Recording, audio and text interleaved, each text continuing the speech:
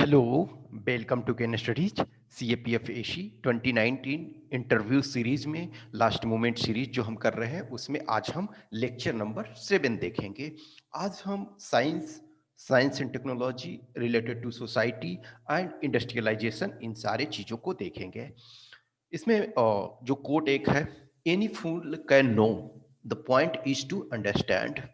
यही आपके लिए इम्पॉर्टेंट है। यही जो भी कॉम्पिटिटिव एग्जाम्स का, खास करके प्रेस्टिजियस कॉम्पिटिटिव एग्जाम का आप प्रिपरेशन करते हो, जिसमें आप गैजेटेड ऑफिसर बनते हो, डायरेक्टली अपॉइंटेड गैजेटेड ऑफिसर बनते हो, तो सबसे महत्वपूर्ण चीजें हैं समझना। इनफैक्ट जब आइंस्टाइन थे तो वो इंटरनेट अभी जस्ट फेज में था कि अब स्टार्ट, इनफैक्ट इंटरनेट नहीं था, कंप्यूटर जो है वो एग्जिस्टेंस में आना शुरू हो गया था। लेकिन आज देखो, a lot of things, information at the click of mouse. आप बटन कुछ क्लिक करते हो, कुछ उंगलियां मोबाइल पे, स्मार्टफोन पे चलाते हो और आपके पास इंफॉर्मेशन मिल जाती है। तो आइंस्टाइन ने उस समय भी यही चीजें कहा था कि एनी फूल कैन नो, आपके पास इंफॉर्मेशन कहीं से भी मिल सकता है। पॉइंट मेन है कि अंडरस्टैंडिंग अंडरस्टैंडिंग द थिंग्स। क्योंकि आपसे क्वेश्चन पूछा जाता है इंटरव्यू में, डेटा, फैक्ट्स, ये सारी चीजों का कोई मतलब नहीं है अपने आप में, जब तक कि उसके पास उसकी अंडरस्टैंडिंग ना हो। तो इस सीरीज में आज हम साइंस एंड रिलेटेड थिंग्स को देखेंगे। देखो, अब कल आपका जो है फर्स्ट जो इंटरव्यू स्टार्ट होगा, यानी कि कल से tomorrow your some of people will be attending first mock, first day they will attend interview. कहीं ना कहीं जो फर्स्ट डे होता है, थोड़ा सा जो फर्स्ट टाइम उस बिल्डिंग में जा रहे हैं, तो एक मन में अजब सा उथल पुथल रहती है, थोड़ा सा भय का माहौल रहता है। चीजों को आप अपने आप को कॉन्फिडेंट रखो। वही चीजें, अंडरस्टैंडिंग आपका डिटरमिन करेगा कि आपको कितने अच्छे मार्क्स मिलते हैं, आप चीजों को किस ढंग से रिस्पॉन्ड करते हो। A lot of time challenging questions पूछे जाएंगे, समटाइम आप कंटिन्यूअस कई क्वेश्चंस ऐसे होंगे जिसके आप जवाब नहीं दे पाओगे, but that is not an important issue. आपको इम्पॉर्टेंट ये है कि आप उस चीज के लिए कंटिन्यू प्रैक्टिस करते रहो। अपने आप से को ये बोलना है कि हाँ, हम आई कैन डू। हम जब इतने में आ गए हैं, लाख से 1 लाख से 1000 में जब आ गए हैं, तो that to I will qualify. Obviously है कि ऑल थ्री कंपोनेंट्स जब ऐड होगा तो प्रॉपर मार्क्स आ पाएगा, तो आप मेरिट लिस्ट में होगे, नहीं तो नहीं। लेकिन उस चीज में अवेयरनेस बहुत इंपॉर्टेंट है कि आप जितनी भी देर उस सेशन में रहते हो, वहाँ यूपीएससी बिल्डिंग में, उस बोर्ड में, तो आप उस चीज को यूटिलाइज करो, इंजॉय करो कि हाँ, yes, I am there to talk to one of the most experienced person in academics.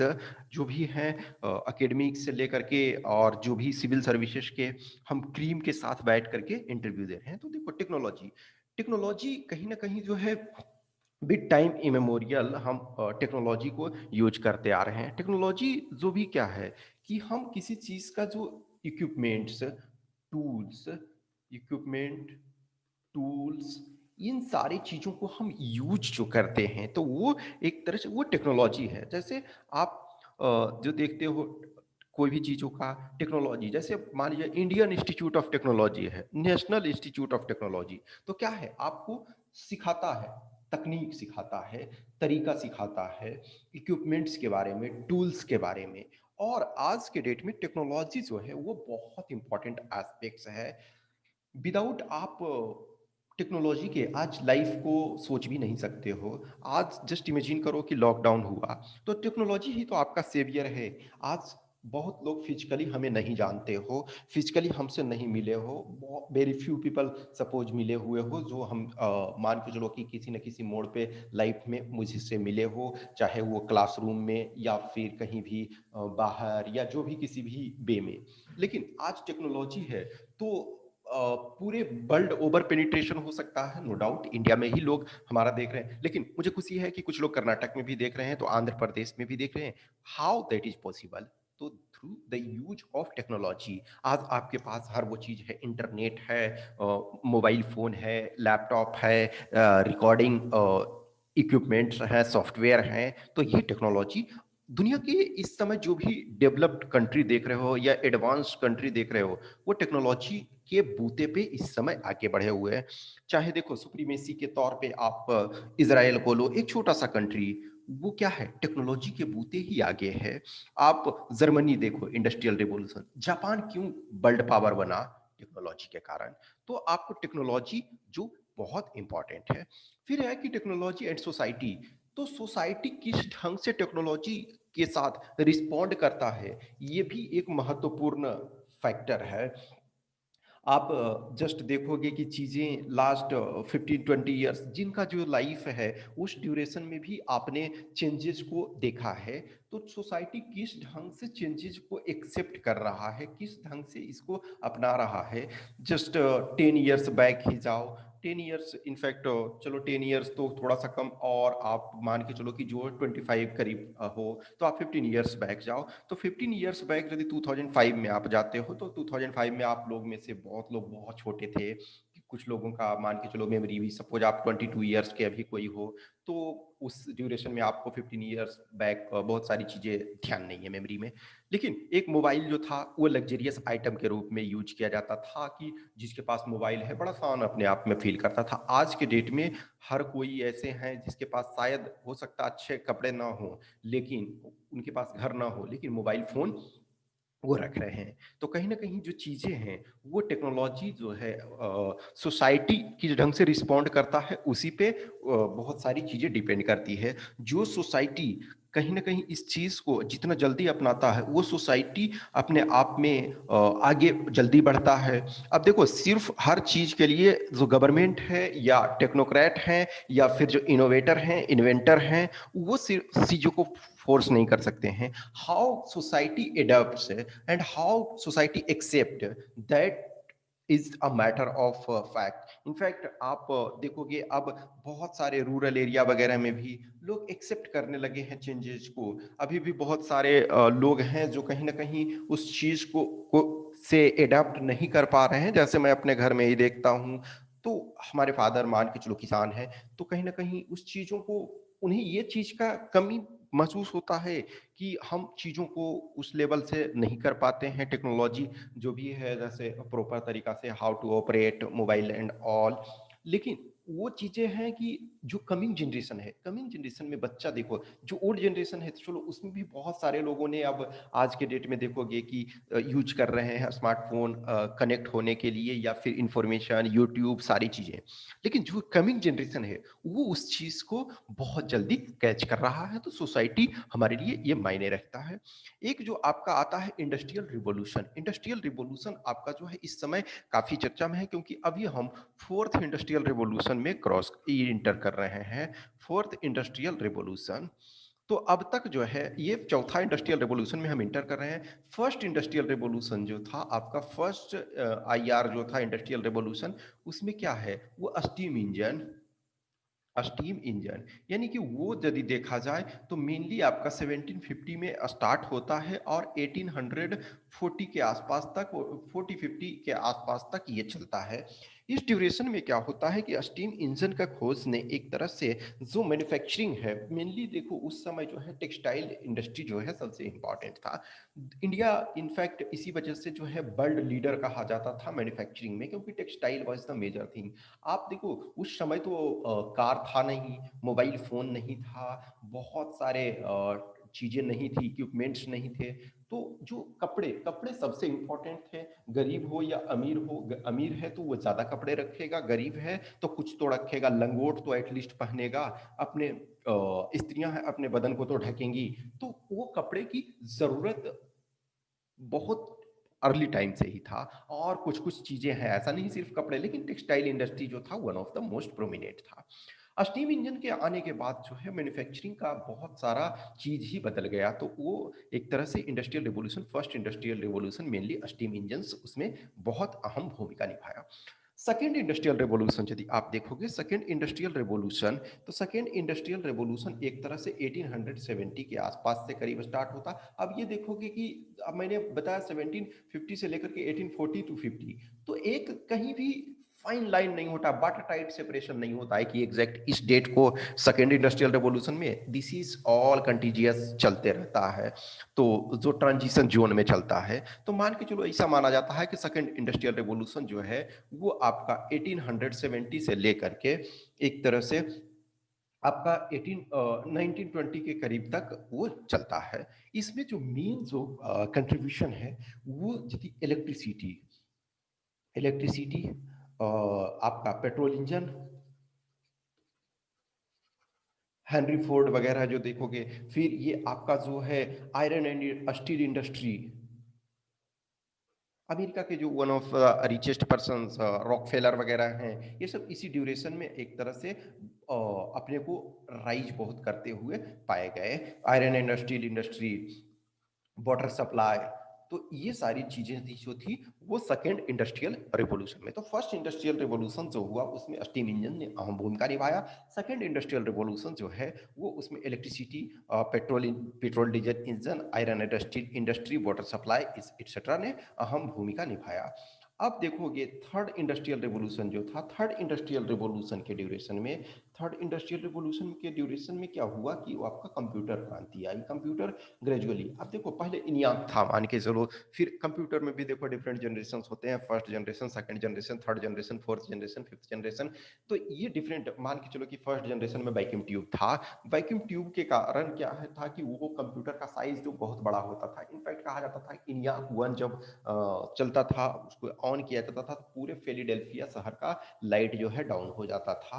आज के डेट में जो इनियाक का जो पावर था उससे बहुत ज़्यादा पावर एक आपके हैंडहेल्ड डिवाइस में है, यानी कि आप जो मोबाइल फ़ोन जेब में रख करके घूम रहे हो, जिसे यूज कर रहे हो, उसमें बहुत ज़्यादा पावर है। और लेकिन जो कंप्यूटिंग क्षमता है उसमें बहुत ज़्यादा पावर है, लेकिन उस चीज़ को हम वो कंजम्पशन इलेक्ट्रिसिटी और इसे लेकर के बहुत सारी मेंटेनेंस बहुत कम है। तो हम ग्रेजुअली जो है इसी थर्ड इंडस्ट्रियल रेवोल्यूशन में हमें कंप्यूटर क्रांति देखने को मिलता है। इनफैक्ट इंटरनेट से लेकर के सारी चीज़ें इस में मिलता है। फिर बहुत सारे जो लग्जरियस आइटम आपको देखने को जो मिलता है, जो टेलीविज़न आपको है, रेफ्रिजरेटर आपको है, वॉशिंग मशीन है, फिर आपकी जो कार्स, जो modified car in the sense कि देखो इनिशियल आप देखोगे तो कार में बहुत सारी चीज़ें नहीं होती थी, लेकिन आज जो लेटेस्ट चीज़ें देख रहे हो, बाइक्स देख रहे हो, बहुत सारे चीज़ें जो देख रहे हो, एयर कंडीशनर्स, ये सारे के सारी चीज़ें जो है थर्ड इंडस्ट्रियल रिवॉल्यूशन में ही होते हैं। फोर्थ इंडस्ट्रियल रिवॉल्यूशन में अभी हम इंटर कर रहे हैं। फोर्थ इंडस्ट्रियल रिवॉल्यूशन जो है एक तरह से इंटीग्रेशन की बात करता है, यानी कि IT and IT enabled services को जो आपका है इंटरनेट वगैरह, इंटरनेट ऑफ थिंग्स जो है, आईओटी जिसको कहते हो, इंटरनेट ऑफ थिंग्स, उसे इंटीग्रेट करता है। इसमें जो है artificial AI, artificial intelligence work करता है, वो मशीन लर्निंग वर्क करता है, ये सारी चीज़ें वर्क कर रहा है। इनफैक्ट जो हम स्मार्ट सिटी डेवलप कर रहे हैं, तो कहीं ना कहीं जो अभी इंडिया में स्मार्ट सिटी हम डेवलप कर रहे हैं तो प्रॉपर तरीका से स्क्रैच से नहीं कर रहे हैं। आप देखोगे कोई भी स्मार्ट सिटी जो हम इंडिया में डेवलप कर रहे हैं तो वो स्क्रैच से नहीं कर रहे हैं, वो जो एग्जिस्टिंग सिटी है उसी के कुछ एरिया में हमें चीज़ों को एक्स्ट्रा सुविधाएं प्रोवाइड करवा रहे हैं, जैसे इंफ्रास्ट्रक्चर वगैरह। तो इंडिया के केस में अभी भी ट्रू स्मार्ट सिटी का कंसेप्ट एक तरह से नहीं आया है। इनफैक्ट देखोगे अभी प्रॉपर तरीका से जो एक अच्छा बनाया गया है, तो गिफ्ट सिटी गुजरात में बनाया गया है, तो वो एक तरह से कॉमर्शियल पर्पज के लिए बनाया गया है।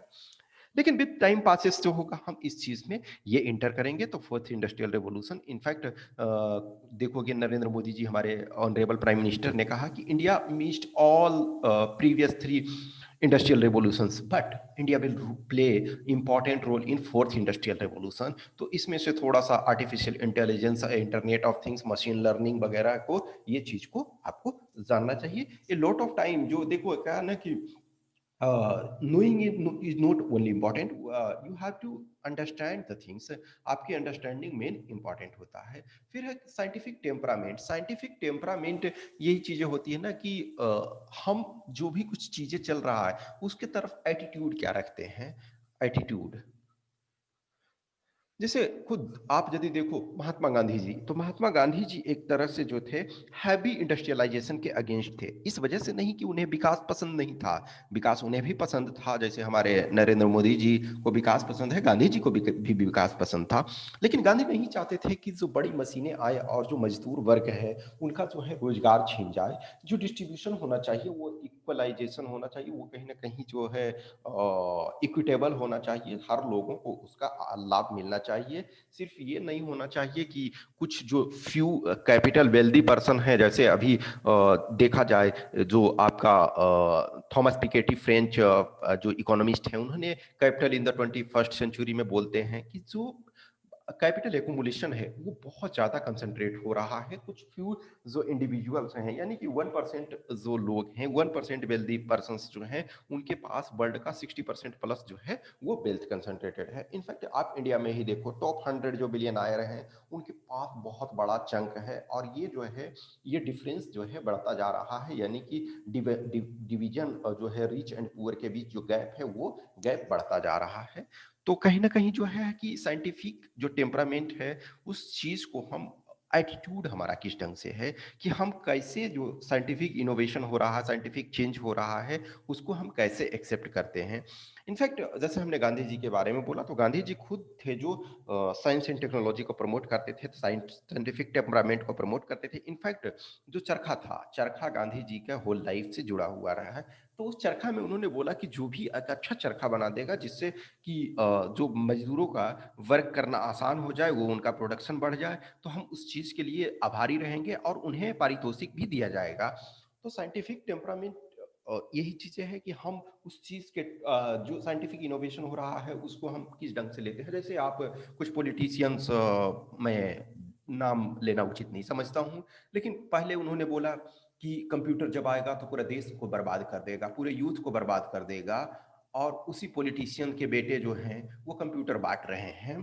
तो कहीं ना कहीं शायद आप चीज़ों को समझ रहे हो, जो भी न्यूज को ट्रैक करते हो, पॉलिटिकल इंटरेस्ट रखते हो, वो चीज़ों को समझ रहे हो कि पिताजी हैं जो कंप्यूटर की बुराई कर रहे हैं, और जब बेटा चीफ मिनिस्टर बन रहा है तो उस कंप्यूटर को वो डिस्ट्रीब्यूट कर रहा है। तो कहीं ना कहीं आप जो है बदलते समय की धारा के साथ साथ हमें ये कदम ताल मिला करके चलना पड़ता है। अब जस्ट इमेजिन करो कि अभी जो बहुत जगह शायद एयरपोर्ट वगैरह में जाओगे, तो अब बहुत जगह क्या है कि जो आपका बोर्डिंग पास है, तो boarding pass self printing of boarding pass facility है कि आपको केबिन में के पास वहाँ जो है कस्टमर केयर के पास ये लाइन में जा करके आपको लगना नहीं है। सीधी सी बात है, आप जाएं और वहाँ आप अपना खुद का टिकट ये इशू कर सकते हैं। तो ये स्मॉल थिंग्स थे, कुछ चीजें आप कहीं ना कहीं जो ये आइंस्टाइन का ये जो है, ठीक है ना, कि फर्स्ट जो ये है कि any fool can know, the point is to understand. तो इस चीज को ध्यान रखो कि अंडरस्टैंडिंग मेन इंपॉर्टेंट है, और यही आपको डिसाइड करेगा कि आप कितने अच्छे स्कोर कर पाते हो। तो जिनका भी कल अब है उनके लिए बेस्ट विशेस, ठीक है। In in any time if you feel anything you can share, you can ask whatever the things, और बेस्ट ऑफ लक, अच्छा करो। कुछ भी क्वेश्चंस क्यूरी है तो आप कमेंट बॉक्स में डालो, या फिर इस व्हाट्सएप नंबर पे 8527146498 पे संपर्क करो, या फिर टेलीग्राम नंबर 7404909669, या फिर इस पर कॉल भी कर सकते हो। और तो जो भी जिनको कमिंग डेज में मॉक करना है, जो लोग अभी जुड़े नहीं हो, तो वो आप संपर्क कर सकते हैं। Okay, thank you.